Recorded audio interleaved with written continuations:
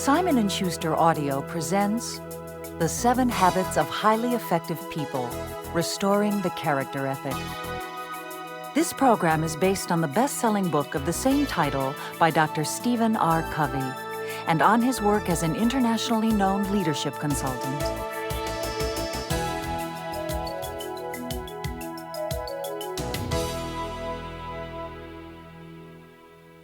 Dr. Covey is vice chairman of Franklin Covey Company, a global provider of leadership development and productivity products and services based in Salt Lake City, Utah. He's also author of the best-selling books Principle-Centered Leadership, First Things First, The 7 Habits of Highly Effective Families, and Living the 7 Habits, Stories of Courage and Inspiration. In this program, you'll hear Dr. Covey at one of his seminars. First, he'll explain the basic ideas on which the 7 habits of highly effective people are built. He'll make you aware of your paradigms, the subjective ways you see and understand the world. And he'll show you that many people need to make a paradigm shift to a new way of thinking based on natural laws that shape human happiness and effectiveness. Then, Dr. Covey will explain the 7 habits with clear examples and personal anecdotes. You'll understand that ultimately what you are, your character and values, communicate more than what you say or do. And you'll learn specific techniques to help you make the 7 habits of highly effective people work for you. The 7 habits of highly effective people are so basic that they just don't apply to individuals like you. They also apply to marriages, families, and businesses. In fact, to private and public organizations of every kind. But before we get into the habits themselves, it's important for you to know that this is not a quick fix program. It's not based on some technique or some instant kind of revolution. To acquire the 7 habits, to internalize them, you have to be willing to do 3 things with the information in this program. Learn it, teach it, and then do it. Which means apply it to your life. Work very diligently to understand. Learn, in other words. Work with your mind to think deeply in sustained ways about this material. 2, teach it to other people. Shortly after you learn this material, teach it. By shortly, I mean within 24 to 48 hours. You simply will learn better when you teach. It also will give you a sense of commitment to the material, simply because you're making a statement when you teach this material. It socially commits you, and that's powerfully reinforcing to your own motivation to live the material, to live the principles, to cultivate the habits. One thing that happens when you agree to teach something is that you change your role. You no longer think of yourself as a student, but as a teacher. In your mind, you have a different role, a different picture of yourself. If you really want to significantly improve people's behavior, change people's pictures of their roles. I'd like to use a scientific term for a moment to describe what I'm presenting. It's called paradigm. A paradigm is kind of the way you see the world, the way you see the universe. The way you see your role is a paradigm. Now here's a chance for you to share a paradigm-shifting experience that Dr. Covey had. Work with your mind and empathize with this situation, and see if you don't also experience a paradigm shift. It was a Sunday morning in New York. I was on a subway, alone. It was a rather quiet morning. The subway was no more than perhaps a third filled. Very unlike, I'm sure, the raucous night before. People were just quietly sitting there, and some were reading their newspapers. It was kind of a pleasant, quiet morning. Now empathize, project your consciousness into this scene. All of a sudden, a man and his children, a large group of children, got onto the subway. And they were so loud and so noisy, so raucous, that instantly the whole climate had changed. The man sat right next to me and did nothing about this whole situation. Everybody was yelling back and forth, throwing things, even grabbing people's papers. I mean, it was very disturbing. So I turned to him after a few minutes and said, "Sir, your children are really disturbing a lot of people. I wonder if you couldn't control them a little more." And he was looking down, kind of lifted his gaze as if to come to a consciousness of the situation, and said, "Oh, I guess I should. We just came from the hospital and their mother just died about an hour ago. And I guess I don't know what to think, and I guess they don't know how to handle it either." Now, do you see that situation differently? I did instantly, as you do. Notice how free, flowing, and spontaneous your attitudes of helpfulness and sympathy are. Notice how your behavior flows from that. I said, "What can I do to help?" See, I wanted to. Look how your attitude and your behavior are a function of your paradigm, of how you see the situation. It isn't what happens to us that affects our behavior. It's our interpretation of what happens to us. And if we can learn to get a better paradigm, get at a different level of thinking, we are on the road to significant improvement. Now that you're familiar with paradigms and paradigm shifting, let's define what a habit is. As Dr. Covey mentioned, the 7 habits of highly effective people are based on principles, ideas that seem to make sense to most human beings, regardless of social conditioning. So a habit is a principle you internalize, particularly if it's a habit of effectiveness. For instance, in business, a principle would be to value the customer and to adapt your whole approach in business to the customer. That's a principle. If I've internalized that principle to where I know how to do that, and I want to do it, and I know what to do, that's a habit. So the habit is the overlapping of knowledge, skill, and attitude. Knowledge is what to do. Skill is how to do. Attitude is why to do. Or you could say, want to do. See, I may know how to treat the customer with value to build that relationship. I may know what I should do, but not want to, because I may not feel like I'm treated that way. So it won't be a habit. In another case, I may know what to do to build my relationship with this teenager who's going through this terrific identity crisis and feels alienated from his parents, from the family. I may want to do it, know what to do, but not know how to do it. I don't have the skill. So if I lack the skill, it's not a habit. I might even have certain skill and knowledge, but not want to.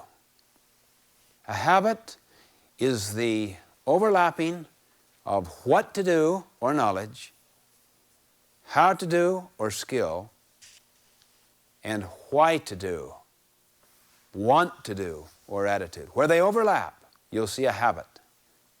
The 7 habits of highly effective people are not a set of separate or piecemeal techniques. They can move you sequentially, progressively on what Dr. Covey calls a continuum of maturity, from dependence to independence to interdependence. For example, when you were an infant, you were totally dependent on others to nurture and direct you. Then gradually, as you got older, you became more and more independent, until eventually you could take care of yourself. And as you continue to grow and mature, you become increasingly aware that all of nature and society is interdependent. In a similar way, the 7 habits continue your growth and maturity along a continuum. Dependency is the attitude of you. You take care of me. You come through for me. You didn't come through. I blame you for these results. The attitude of independency is I. I can do it. I will. Self-reliance. Takes self-confidence to be self-reliant. The attitude or word symbol of interdependency is we. We can do it. We will do it. We'll cooperate. We'll accomplish this. Dependent people need others to get what they want. Independent people can get what they want through their own effort. Interdependent people require their own effort and the cooperation of others to get what they want. It doesn't take much thought, really, to realize how much more mature interdependency is than independency. Think of what we learn in the field of ecology. I just recently read an article on what happens when the rainforests in the South American continent are depleted, the effect that has upon weather and upon vegetation and animal life and humankind elsewhere. Many people are speculating about this hole in the ozone layer, the thinning of it, the bad air, the bad water that can come when people violate ecological principles. Everything is related to everything else, like the domino effect. We are highly interdependent beings. But we can only achieve interdependence if we first become independent to a very high degree. For the first 150 years in this country, almost the entire thrust and theme of the success literature was character. Characteristics of the person, basic habits such as industry, integrity, modesty, thoughtfulness, love, service, and so forth. Character, see? The last 50 years, the focus shifted to one that we might call the personality ethic, to differentiate it from the character ethic. It's heavily imbued by technique, technologies, how to lubricate the processes of human interaction, influence people, mental technologies, PMA, positive mental attitude, and other ways of organizing our life, our responses, so as to be effective with other people, without perhaps fundamentally dealing with our own character.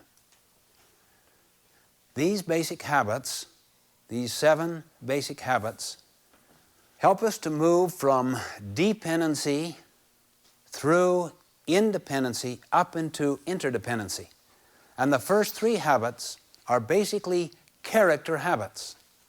The next 3 habits are what you might call personality habits, the outward expression of this independent character. I'm not against the concept of the personality ethic. I'm in favor of it, as long as it is a natural, congruent outgrowth of character. But if, like an iceberg, the tip of it, being personality, is separated from, truncated from, the great mass of the iceberg underneath the water, what happens is people begin to develop a life pattern of habits that are manipulative and often deceptive. They work with hidden agendas, and they're heavy into techniques and quick fix ideas, ways of getting what they want now. The character ethic contains the basic principles of effective living. You can only experience true success and enduring happiness if you learn and integrate these principles into your basic character.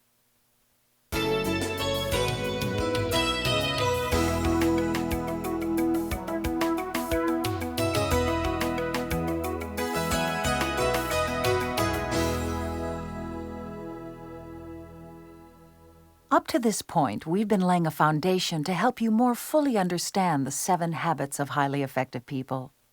Now it's time to explain the habits themselves. The first habit is proactivity. Be proactive. It means more than merely taking initiative. It means that as a human being, you take responsibility for your own life. Look at the word responsibility.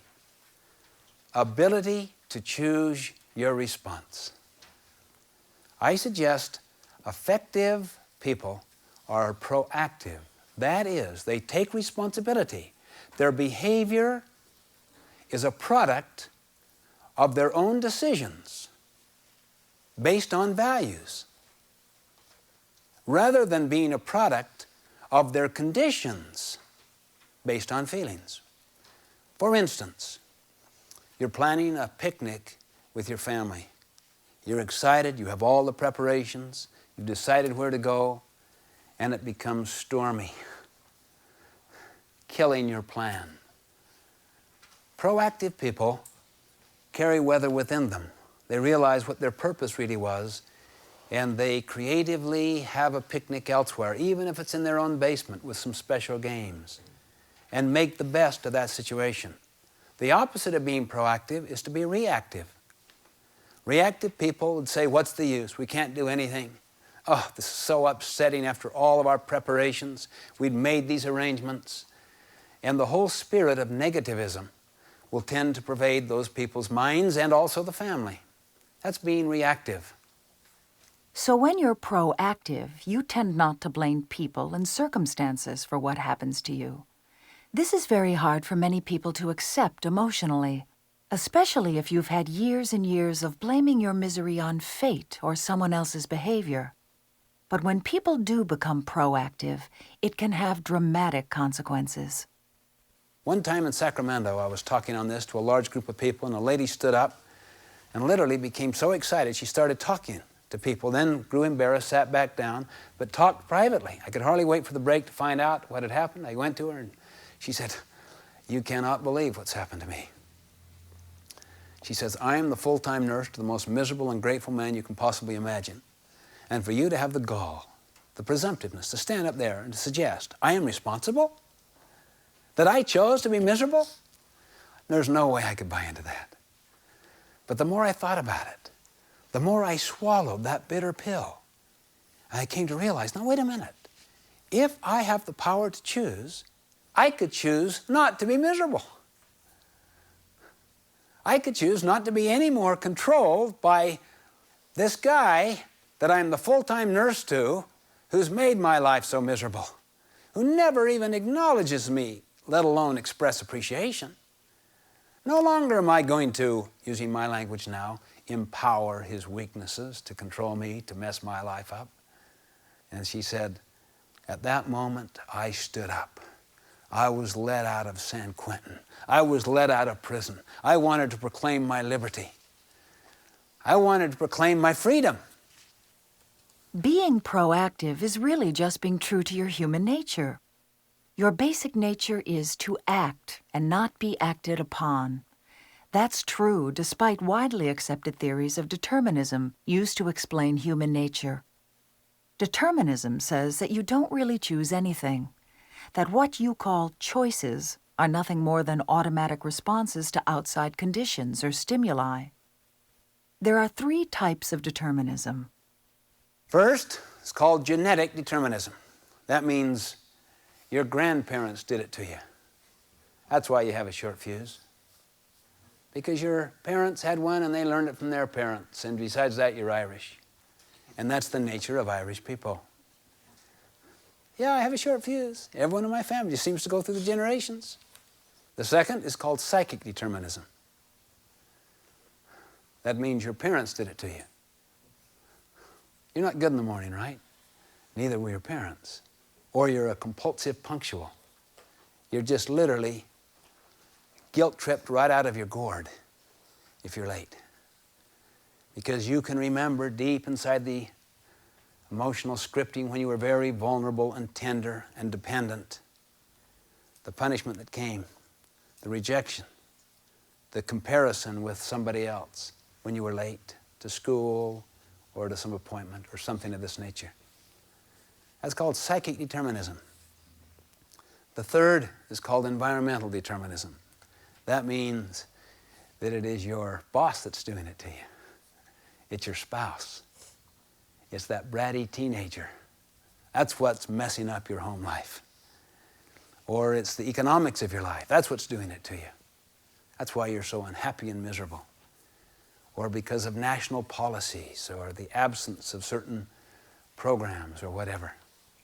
The language of reactive people, of people who are determined by their environment or by their conditions or by their conditioning or their genetic makeup, is I can't do it. That's my nature. Can't. Don't have time. I have to. I have to. I must. See, the whole spirit of that language is the transfer of responsibility. I am not responsible, able to choose my response. The spirit is, I am not responsible. Psychologically, isn't that easier to say than I'm a flake and irresponsible? The problem is, this is a self-fulfilling prophecy. People who believe they are determined will produce the evidence to support the belief. And they increasingly feel victimized and out of control. They're not in charge of their life or their destiny at all. When you're proactive, you don't deny that genetics, upbringing, and environment make a difference, but you see them as influences only. A proactive person exercises free will, the freedom to choose the response that best applies to your values. In that way, you gain control of your circumstances rather than being controlled by them. One of my favorite books on this subject is called Man's Search for Meaning, written by an Austrian psychiatrist by the name of Viktor Frankl, F-R-A-N-K-L. In it, he describes his autobiographical experiences in the death camps of Nazi Germany during World War II, where he was imprisoned as a Jewish political prisoner. It's hard to describe the depth of pain, torture, indignity that he experienced. I read many of his other books to get a deeper understanding of how he developed his theories of logotherapy. Logo means meaning. The concept is that if you have a why, you can live with any what, any how. As long as there's a purpose, a meaning, some value to be served or actualized. And that the highest value is how you deal with suffering, with difficult circumstances. That's where your greatest influence with others is. Frankl, one day put under white light, stripped naked, while they began to perform these ignoble sterilization experiments upon his body, discovered what he called the last ultimate freedom. He had a personal vision of his proactive nature. I'm using my words, not his, but he called it the last ultimate freedom could not be taken from me. They could hurt my body, but they could not hurt me, who lives in this body. And through a series of disciplines, mental, emotional, moral, principally using memory and imagination, he exercised this small embryonic freedom until it grew larger and larger, until he had more freedom than his captors. That's what it means to be proactive. That's what it means to be in charge of your life, to emotionally accept this. Of course, you don't have to go through an extreme experience like Viktor Frankl to recognize and develop your own proactivity. You do it in ordinary, everyday events, like how you make and keep commitments, how you handle a traffic jam, how you respond to an irate customer, or how you handle a disobedient child. And you do it in how you view your problems, where you focus your energies, and what language you use. Remember, you are responsible for your own effectiveness and your own happiness. And that responsibility is fundamental to all of the other habits we will discuss.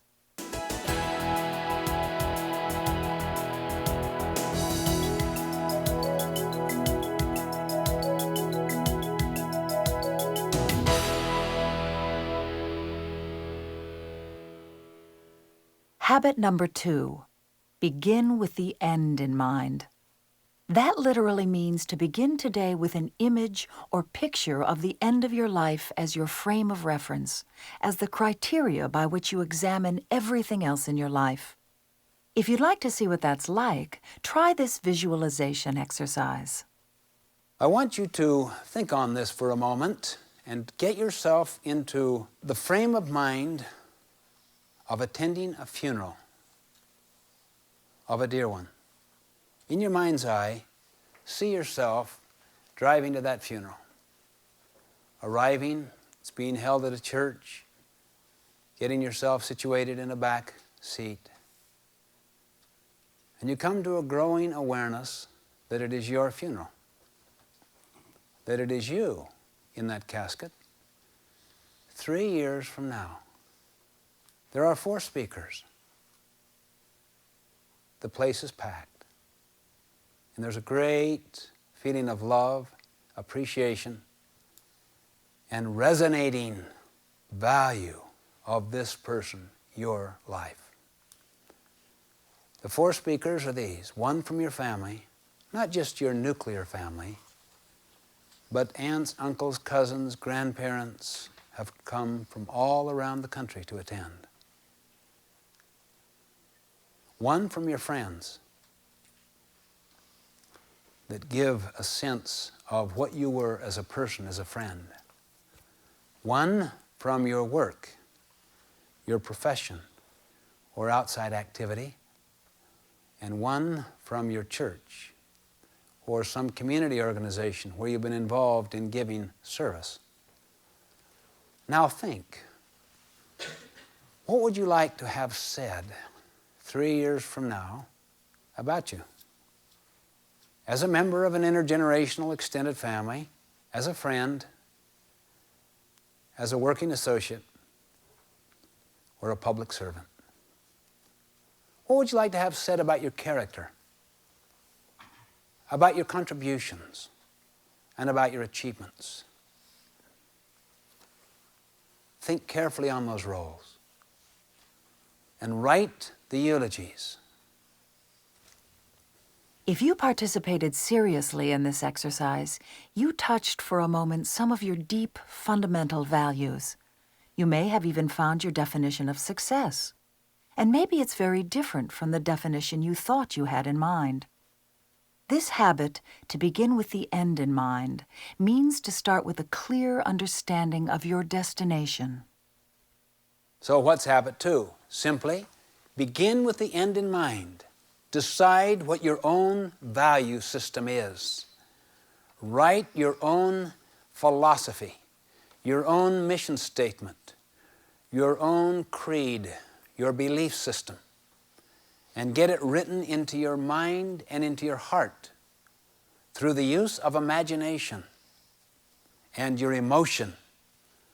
Don't tie yourself to your history. Tie yourself to your potential. And if you learn to imagine vividly enough and to also draw heavily upon the inner sense or conscience of what is right or wrong, you will come to detect the most fundamental principles that pertain to your life. And you can distill them in the form of a mission statement or a value system or a purpose statement, whatever you wish to call it. This is the essence of habit 2. You might call habit 2 the leadership habit. Habit 3 is called the management habit.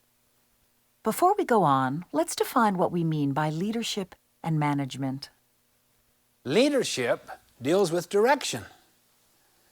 Management deals with speed, coordination, logistics, in going in that direction. Have you ever climbed a ladder of success and got to the top rung and realized it was leaning against the wrong wall? If you want a clear understanding of the difference between management and leadership, imagine the scene. Someone going through the jungle with a machete, cutting the undergrowth, clearing it up. There are the producers down there. See, the workers. Here all the managers are, back here, sharpening the machetes for them, putting on muscle development classes for machete wielders. setting up working schedules for machete wielders, handling jurisdictional disputes between machete wielders.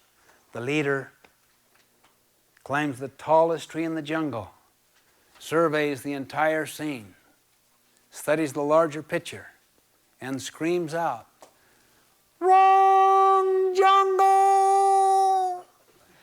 And all the managers shout back, "Shut up, we're making progress!"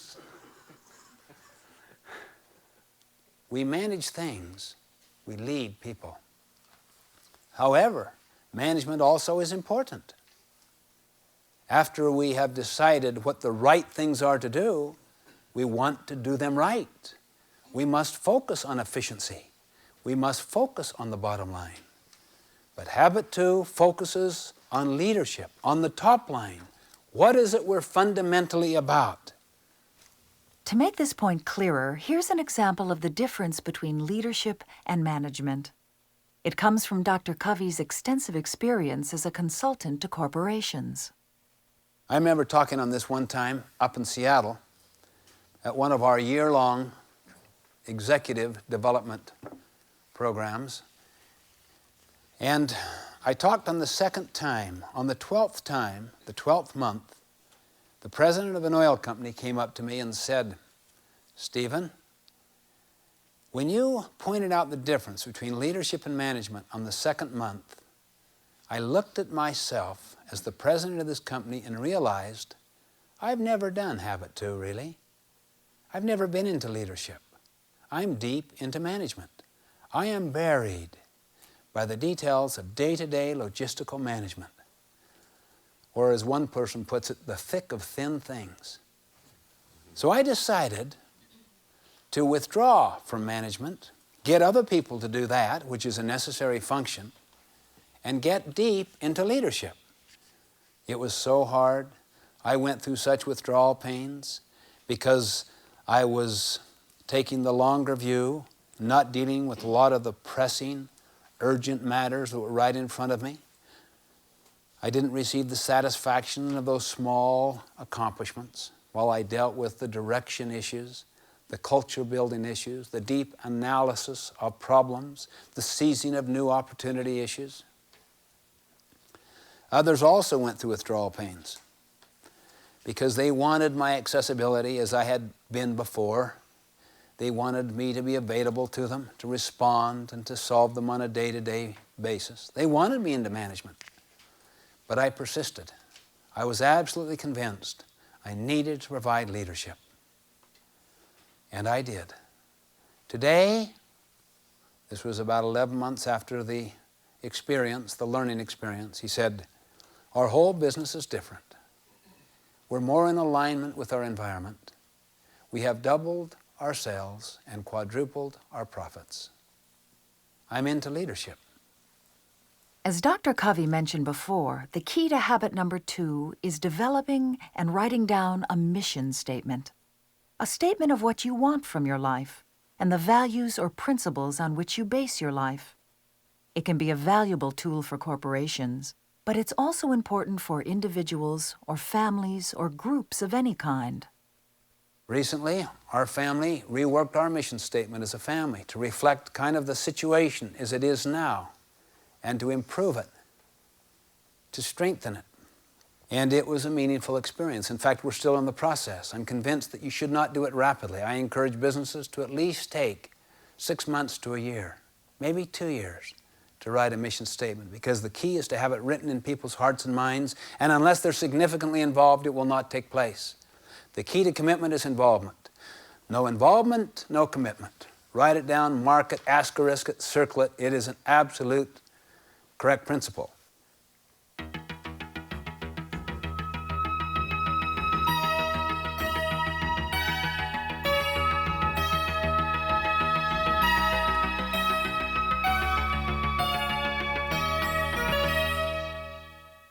Habit 3, the management habit, is put first things first. This habit deals with many of the questions addressed in the field of time management. The real challenge is not actually to manage time, but to manage yourself, to gain control of time and events in your life by seeing how they relate to your mission. Two dimensions, importance and urgency, create categories of time demands. Now let's define these terms. Important means it attaches to habit 2. Your mission, your roles and goals. That's what's important. It's habit 2. You've decided what's important. You've decided the wall to lean your ladder against. You've decided the direction. That's important. Now what's urgent? Urgent is that which is pressing upon you. That which gives a sense of urgency. You must act upon it, like a ringing phone. That phone that's ringing may just be a total waste of your time. It's not attached to your mission, your roles or goals at all. But it wants to be answered. And you could get easily sidetracked and go into management of the wrong things in the right way. Putting first things first, habit 3, helps you focus your priorities. It helps you pay attention to how you spend your time as you act on your priorities, day in, day out, moment by moment. Dr. Covey has come up with 4 divisions of time that are all combinations of the 2 words he's just defined, importance and urgency. To help you visualize these divisions, imagine a square on a piece of paper.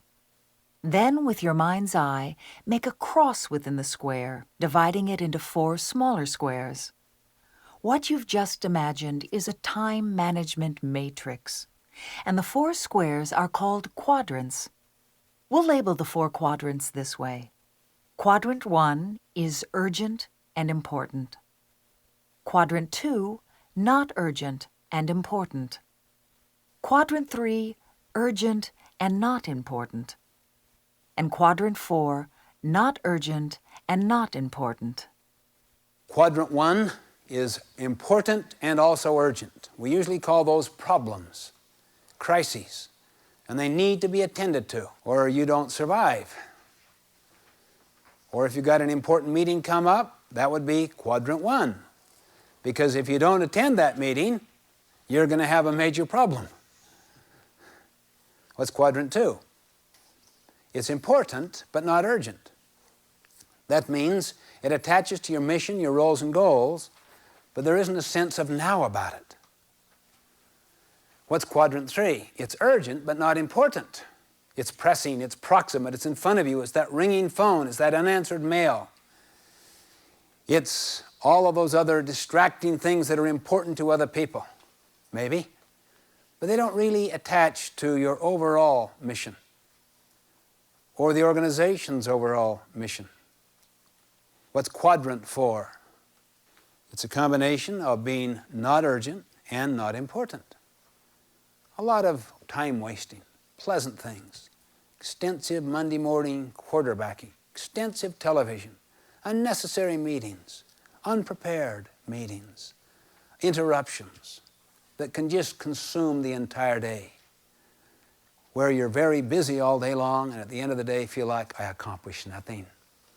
Now what I'd like to ask you to do, if you would, is to think of one activity in your life, one activity, that if you did superbly well and consistently, that you absolutely are convinced it would produce marvelous results, the kinds of results you desire.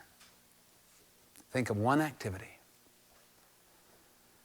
Think of one in your personal life, and then think of one in your work life, your public life, okay? Now just think for a moment. For instance, someone might say, if I were to spend deeper one-on-one time with my key associates at work and with my loved ones at home, I'm convinced that those kinds of deposits would make a big difference on the kinds of results I want. All right, now what quadrant is the thing you wrote in? There's only one quadrant. It's 2. It's 2. Notice the question. One activity you know, if you did it superbly well and consistently, that it would have marvelous results. Already you've said it's important, and you're also saying it's not urgent, or you'd be doing it. See, you do it superbly well and consistently. It's in Quadrant 2. you'll find that every one of the 7 habits of highly effective people is in quadrant 2, important but not urgent. And in business, Dr. Covey has found that quadrant 2 is the key to management. Pareto, the great Italian philosopher in the field of efficiency, came up with what's called the 80-20 rule. 80% of the results flow from 20% of the activities. Those are all quadrant 2 activities, all of them. What do you think happens to quadrant 1 if you neglect quadrant 2? If you neglect prevention, what's going to happen to problems? It's going to grow and grow until there's almost no other quadrants. It may consume your life. That's called management by crisis. And management by crisis just beats you up, burns you out, fatigues you, gets very, very large. What's going to happen to quadrant 1 if you attend to quadrant 2? Gets smaller and smaller. You'll still have some of it. Things you hadn't anticipated at all. Constant changes in our environment will create some of that. But it'll be manageable. It'll be workable. But you'll always have the sense that you're working on prevention and seizing new opportunities. Now, where are you going to get the time and attention to get into quadrant 2? That has to come from 3 and 4. Quadrant 4 is totally worthless quadrant. Can you name one thing of any value or worth in quadrant 4? Leisure. Is leisure important? Yes, then it's quadrant 2. There's nothing of worth or value in quadrant 4. Quadrant 3 also is essentially without value except on the part of other people. So basically you get your time for quadrant 2 from 3 and 4. Just keep doing it. Just keep stealing a little from quadrant 3 and quadrant 4. Learn to say no, pleasantly, smilingly, happily, but say no. Because in saying no to quadrants 3 and 4, you're saying yes to quadrant 2. And when you say yes to quadrant 2, you make quadrant 1 increasingly small. And you're working on things that will matter most, not on things which matter least. Things which matter most, Goethe wrote, must never be at the mercy of things which matter least. However, the problem is it takes certain capacities to work on quadrant 2. What's the fundamental capacity? We've already talked about it. What is it? You have to be proactive. Why? Quadrant 1 works on you. Quadrant 1 acts on you. Quadrant 2 must be acted upon.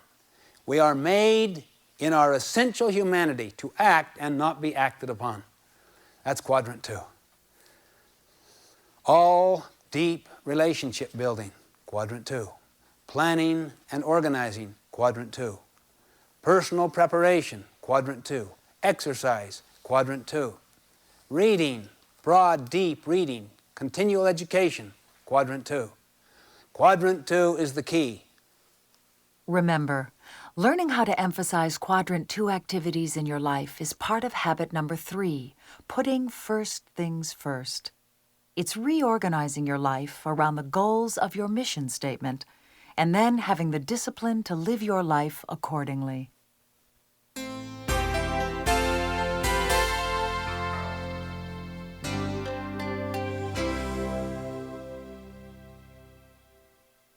Before we go on to habits 4 through 7, let's review for a moment.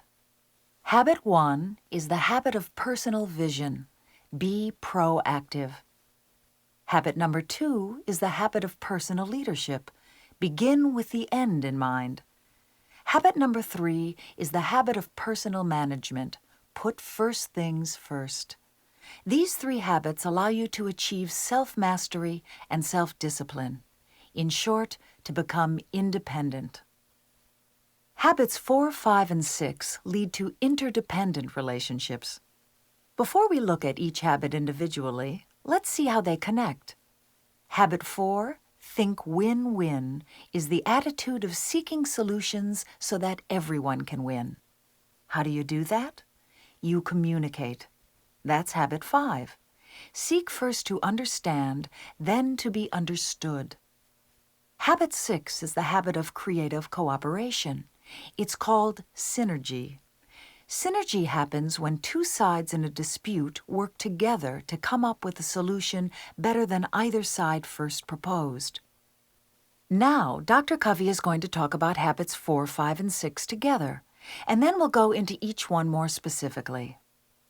Let's say that I'm communicating with a key person in my life. It may be my boss, it may be a key subordinate in a work setting. It may be my spouse or a child in a home setting. It may be a neighbor. We're talking about an issue that is important to us, even jugular, and we are approaching it differently. We see it differently. Watch the 3 habits, 4, 5, and 6. First, think win-win. Say to the person something like this: why don't we agree to communicate until we can find a solution we both feel good about? Would you be willing to do that? In almost all cases, people will say yes to you. Now watch habit 5. Let me listen to you first. Most people do the very opposite. They want to first be understood. And when both parties want to be understood simultaneously, that's called the collective monologue, the dialogue of the deaf. They're not really listening. They're either speaking or preparing their speech. So the 5th habit is communicate. First by listening, then expressing. Now what's habit 6? That's where you're very creative and you think through new and better ways, new and better solutions. For instance, let's say that I want to go on a vacation out into the lake country, and you want to go on a vacation closer to your ailing mother. That's important to you. The other is important to me. I've looked forward to it. I'm a fisherman at heart. The boys are excited about it. But your mother is ailing, and you don't have an opportunity to see her very much. And that's important to you.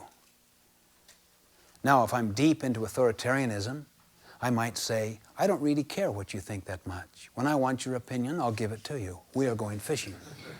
Or I'll beat it out of you.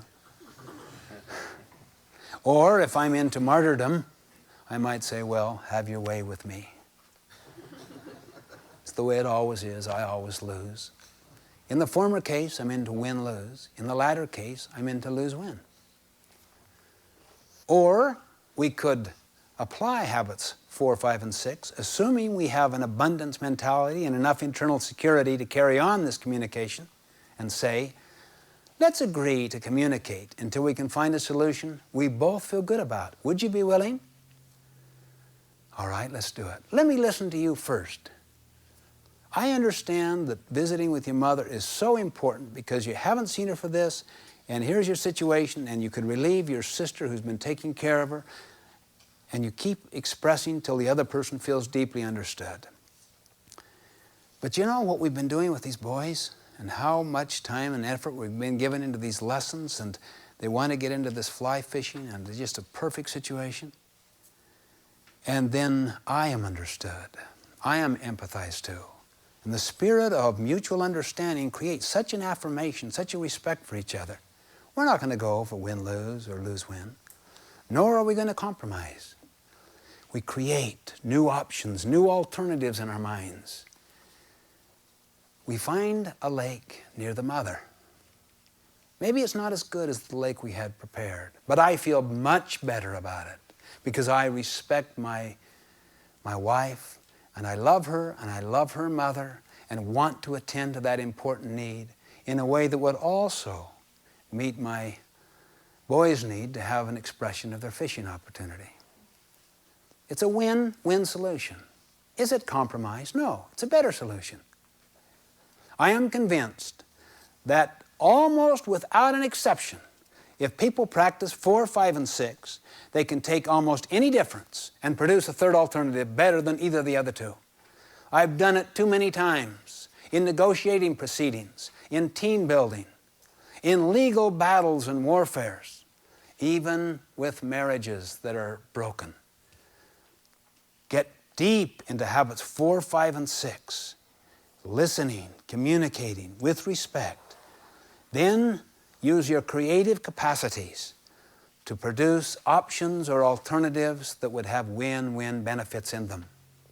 It takes time, it takes patience, it takes habits 1, 2, and 3.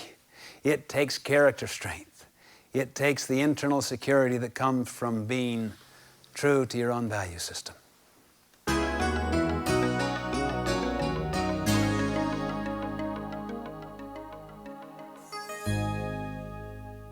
Now let's go a little deeper into habits 4, 5, and 6.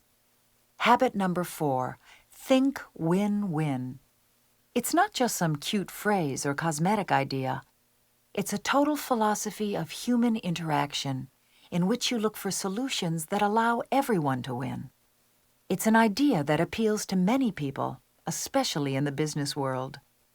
But you may be wondering, is it really realistic? Many people say, well, you know, Stephen, I like this win-win idea.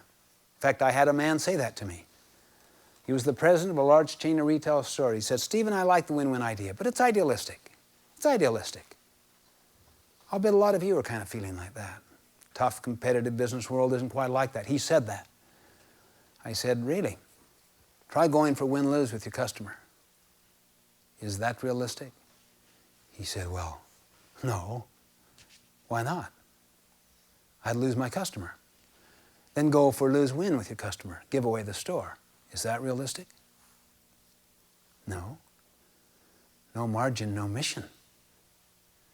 The only one that is realistic is win-win.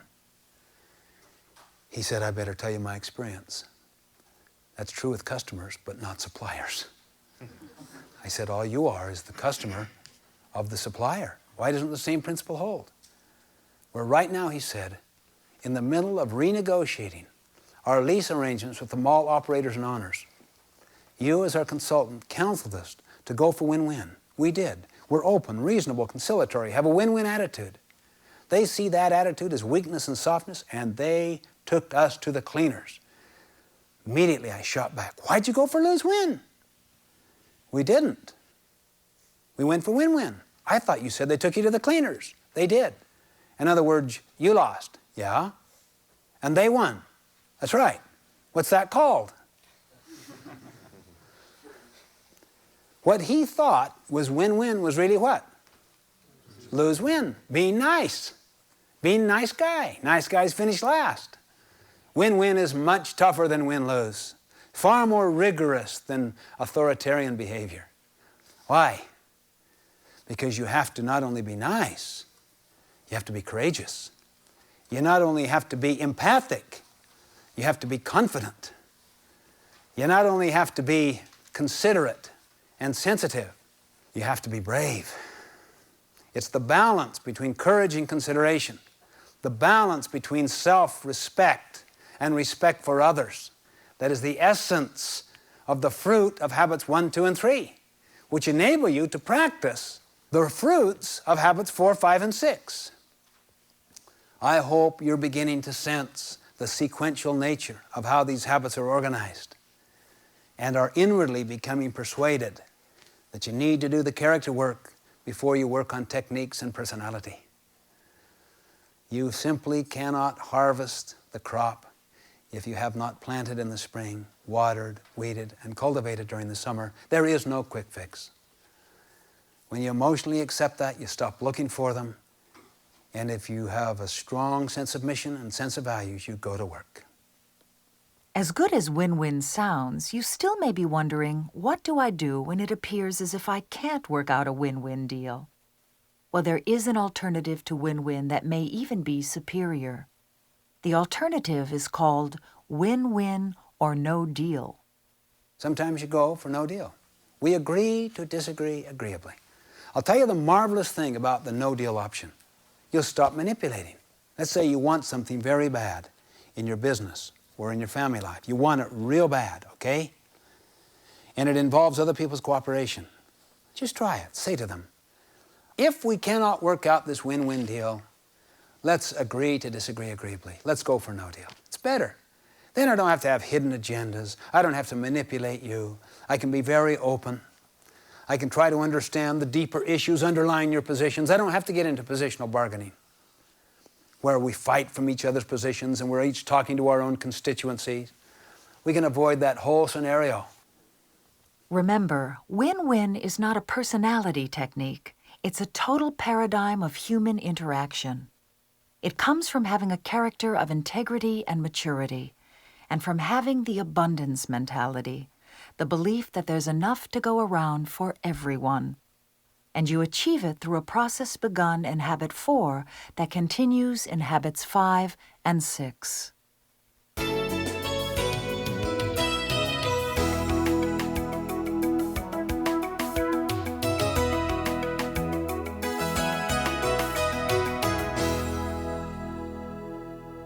Habit number 5 summarizes in one sentence the single most important principle Dr. Covey has learned in the field of interpersonal relations.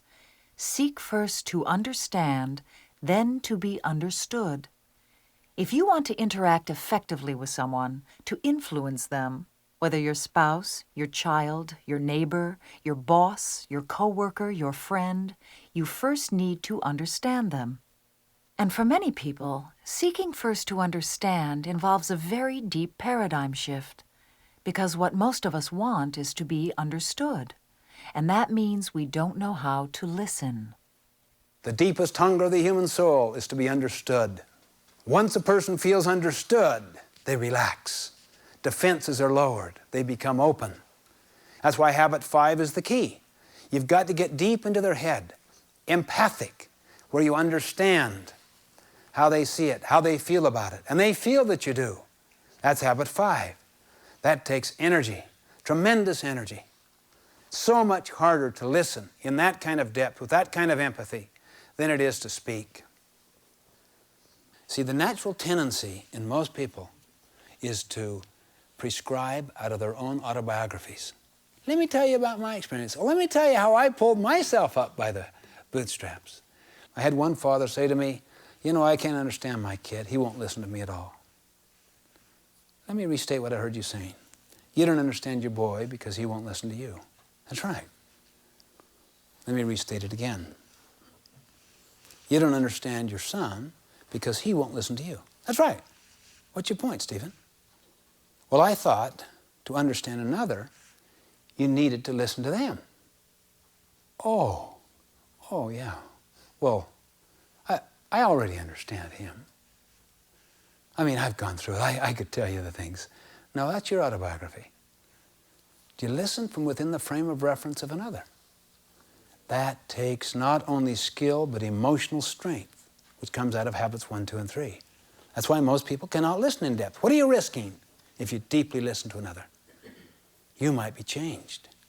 And unless there is a changeless core about you, that is your integrity to your own changeless value system, you can't afford that risk. You don't know what's going to happen. People who act as if they don't care about other people's opinions care too much what other people think. That's why they're defending themselves against listening. Why? They're too vulnerable. They could be wiped out. What if they didn't like me? Where would I go and hide then? What would I do then? The real strength of the ability to practice Habit 5 comes out of the first 3 habits. Dr. Covey has taught many people the skill of empathic listening and seen dramatic results. I was back in Chicago, and it was a 2-day seminar on the 5th habit. I said, practices at night. One guy came in the next morning and said, "Let me tell you what happened last night. I was in the hotel room. We were trying to cinch this real estate deal, a big institutional real estate deal. And the participants, the principals were there, their attorneys were there, and for the first time, another real estate guy was there. And it looked as if I was going to lose the deal. And I've been working on this now for many months, over 6 months. I've had no other income. In a sense, all of my eggs were in this one bushel, all of them, this one basket. And I didn't know, I was panicked. And I did everything I could to pull out the stops, to use every technique I could. And then I said to myself, I'm going to lose this deal. Why not practice what I learned today? Seek first to understand, then to be understood. So I stopped all of my techniques and manipulations and just said to the man, let me see if I can understand what your position is fully until you feel like I understand it. And then we'll see whether my proposal has any relevance or not. And he said to the man, I really want to understand. I sense your concerns are these. And the man opened up a little. Furthermore, I sense that you worry about this, and that if you don't go in this direction, these kinds of things will result. Do I understand? More was opened up, more empathy expressed, until that person in the middle of our conversation said, excuse me a minute, stood up, walked to the other side of the room, picked up a phone, called his wife, turned around, and with his hand over the mouthpiece said, you've got the deal. He said, I was totally dumbfounded. I had no idea what had happened. I explained the dynamic is that if you meet the human need to be understood, you're also meeting the need to be appreciated. And people feel validated. They feel affirmed as a human being. And when it came right down to it, those human deposits were more important than the technical dimensions to the deal.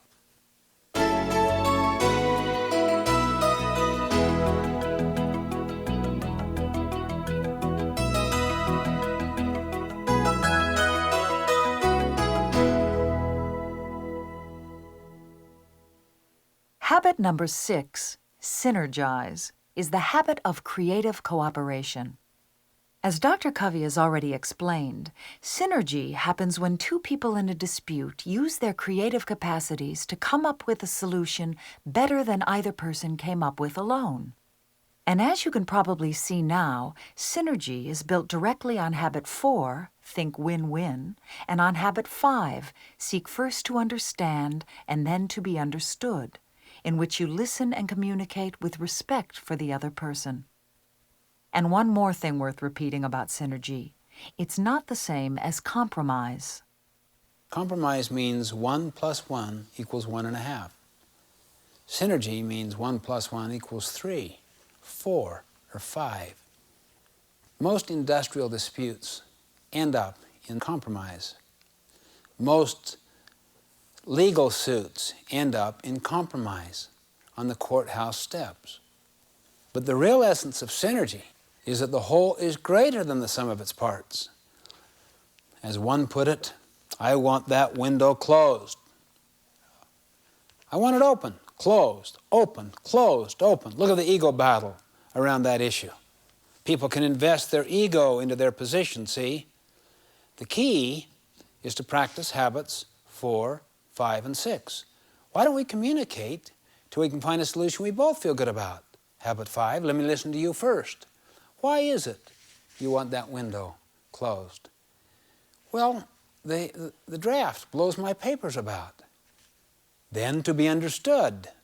Why is it you want it open? I like the fresh air. I get a kind of claustrophobic feeling without it.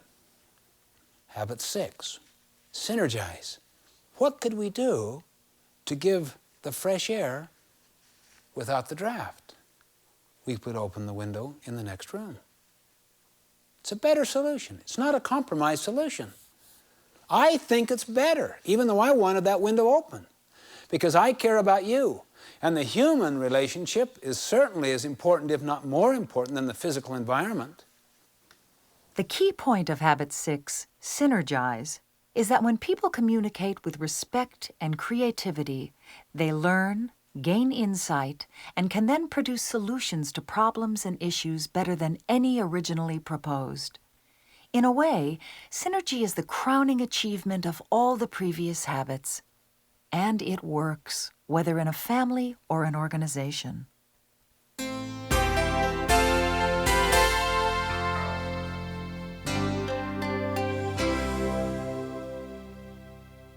The final habit, number 7, is the habit of self-renewal.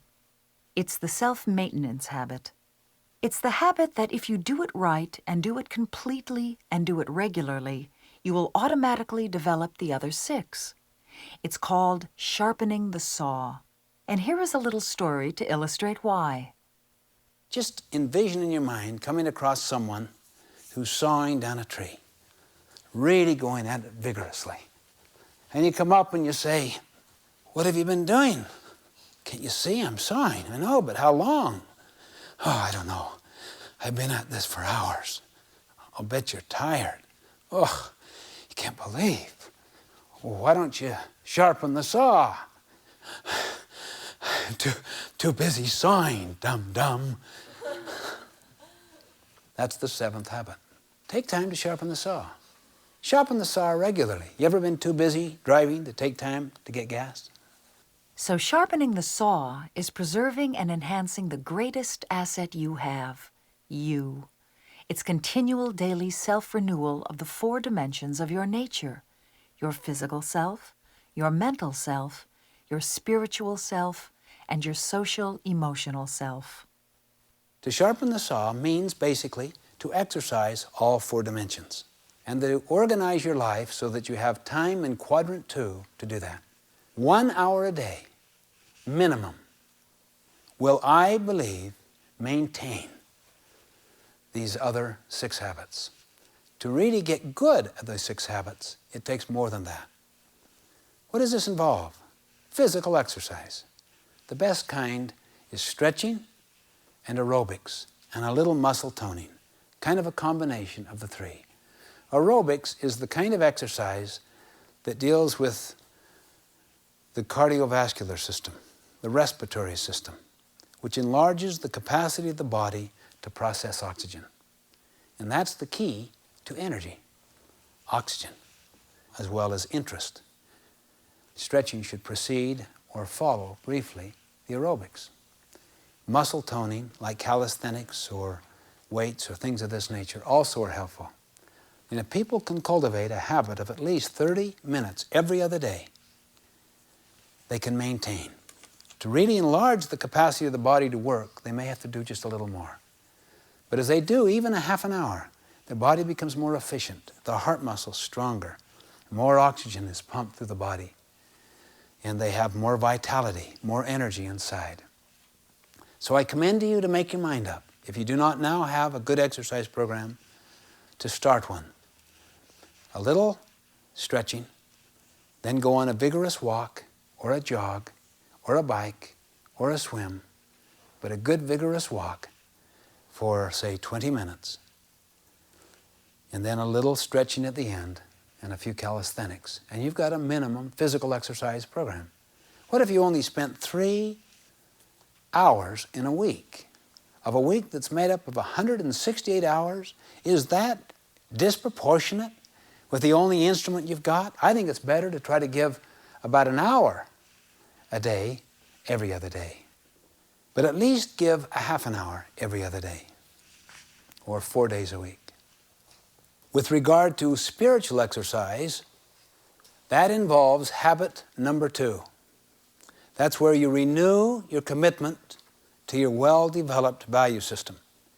You do it in a way that is congruent with your own philosophy. It's done differently. Some people read important literature, even sacred literature. Other people meditate, pray, think deeply about key fundamental issues. This kind of, we could call spiritual activity, is providing leadership, habit 2. Then the mental planning and doing in staying with that leadership is habit 3. So you visualize and plan your roles and goals for that week, and then review it for each day to make sure that your life is in harmony with your mission and your overall long-term roles and goals. That's the mental habit, the mental creation, habit 2 and 3. The spiritual creation is habit 2. The mental creation is part of habit 2 because you're still planning and thinking, but it's also having the mental toughness to stay with it in habit 3 when perhaps there are distractions and temptations that would lead you to capitulate and to give in to lesser important items, items of low priority. The social emotional sharpening the saw embrace habits 4, 5, and 6, so that you say to yourself, I'm going to approach this relationship with a win-win attitude. I'm going to seek first to understand. Then I also want to be understood. But I will not seek to be understood until the other feels like I understand. And then I'm going to get into creative problem solving with that person. Synergize to see if we can come up with better solutions than what originally we proposed to each other. Come up with a better psychological agreement.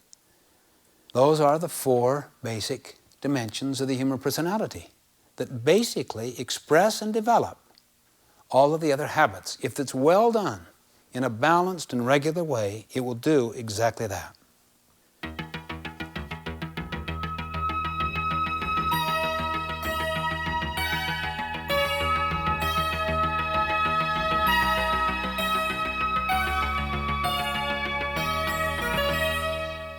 One story and a final quote to conclude. It was a dark and stormy night. The officer on the bridge came to the captain and said, "Captain, Captain, there is a light in our sea lane, and they won't move." "What do you mean they won't move?" "Tell them to move. Tell them starboard right now." The signal is sent out. "Starboard, starboard." The signal comes back. "Starboard yourself." "I can't believe this. What's going on here? Let them know who I am." The signal sent out, "This is the mighty Missouri. Starboard." The signal comes back, "This is the lighthouse." My friends, correct principles are lighthouses. They do not move. They are natural laws. We cannot break them. We can only break ourselves against them. We might as well learn them, accommodate them, utilize them, and be grateful for them. Then it enlarges us and emancipates us and empowers us. T.S. Eliot once said something that I think is appropriate as we come to the conclusion of our visit together. He said, "We shall never cease from striving, and the end of all of our striving will be to arrive where we began and to know the place for the first time." I suggest all we have covered, we inwardly already know. These are self-evident principles, perhaps not yet habits. We already know them, but what is common sense is not common practice. Let's learn them, relearn them, listen over and over again until it becomes part of the software of our heads. Then teach other people, socially commit, and then begin to live them. And we ourselves will become lighthouses for other people's lives. Thank you, everyone.